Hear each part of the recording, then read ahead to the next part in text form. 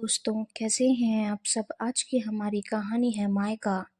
मीनल जब मायके की चौखट पर पहुंची तो उसके कदम अनायास ही ठिठक गए। इस बार उसके दिल में अजीब सी उदासी और खालीपन था, क्योंकि यह पहली बार था जब वह अपने पिताजी के बिना मायके आई थी। बचपन से लेकर हर छुट्टी में पिताजी का इंतजार उसके मायके आने की सबसे प्यारी बात हुआ करती थी। जैसे ही वह घर के चौखट पर दस्तक देती, पापा की आवाज गूंज उठती, अरे मीनल आ गई, जल्दी दरवाजा खोलो। माँ ने दरवाजा खोला और उसे गले लगाते हुए पूछा, लाडो कैसी हो, सब ठीक है ना। यह वही माँ थी जो हमेशा उसके हर सवाल का जवाब ढूंढा करती थी, जो हर सुख दुख में उसकी साथी होती थी। लेकिन आज माँ की आंखों में भी वही खालीपन और थकान झलक रही थी जो मीनल के दिल में थी। पिताजी के जाने के बाद से माँ का आत्मविश्वास मानो खो सा गया था, और अब वे पहले की तरह चहकती और घर में फुर्ती से काम करती नहीं दिखती थी। मीनल ने माँ के हालचाल पूछे और इसी बीच घर के बाकी सदस्य भी उससे मिलने आए।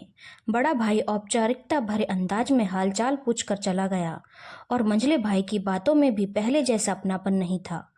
मीनल को यह महसूस होने लगा कि यह वह घर नहीं रहा जहां वह अपने आप को सबसे सुरक्षित और सबसे प्रिय समझती थी। पिताजी के साथ का अपनापन, जो इस घर का एक अहम हिस्सा था, अब कहीं खो चुका था। घर का हर सदस्य अपने में खोया हुआ था, मानो सिर्फ एक औपचारिकता पूरी करने के लिए बात कर रहे हों। मीनल के मन में पिताजी की यादें ताजा होने लगी। उनके रहते हर बात में एक अपनापन और खुशी का एहसास होता था। वे जब भी मायके आती थी, पिताजी सबको बुलाकर उसका स्वागत करते थे। उसे हमेशा लगता था कि मायके में वह किसी राजकुमारी की तरह खास है। लेकिन आज वही अपनापन और वो गर्मजोशी मिस कर रही थी। पिताजी का स्नेह और उनके होने से जो सुरक्षा का भाव था, वह अब गायब हो चुका था। पिताजी हमेशा उसका ध्यान रखते थे और उसकी हर छोटी बड़ी जरूरत का ख्याल रखते थे। जब वह ससुराल से मायके अकेली आती थी, पिताजी गाड़ी भेज देते थे ताकि उसे कोई परेशानी ना हो। लेकिन इस बार बड़े भाई ने उसे खुद टैक्सी से आने को कह दिया। यह बदलाव मीनल को भीतर तक हिला गया।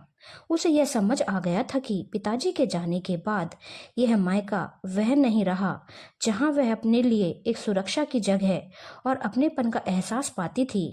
अब यह घर सिर्फ यादों का संग्रहालय बन गया है, जहां उसकी पुरानी खुशियां और उसके प्यारे पलों की दुनिया बसती थी।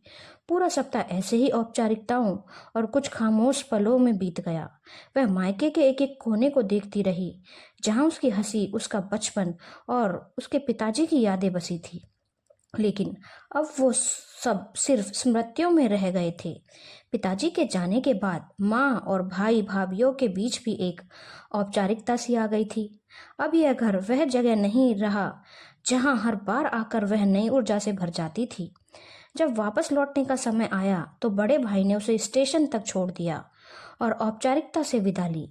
मीनल ने ट्रेन की खिड़की से बाहर झांका तो उसकी आंखों में पिताजी की वह छवि उभर आई, जब वे हमेशा उसकी ट्रेन के जाने तक वहीं खड़े रहते थे, हाथ हिलाते थे और उसकी सुरक्षा का आशीर्वाद देते थे। आज मीनल को महसूस हुआ कि माँ बाप ही किसी बेटी के असल मायके को जीवित रखते हैं। उनके बिना मायके का हर कोना वीरान हो जाता है। उसकी आंखों से आंसू बह निकले।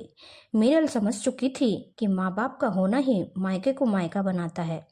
उनकी गैर मौजूदगी में वह स्थान केवल यादों का संग्रह बनकर रह जाता है। वह मायके से लौटी तो जरूर, लेकिन इस बार वह अपने साथ एक गहरी समझ और वास्तविकता का एहसास लेकर जा रही थी। धन्यवाद दोस्तों। अगर आपको ये छोटी सी कहानी अच्छी लगी हो तो चैनल को लाइक, शेयर और सब्सक्राइब करना ना भूलें।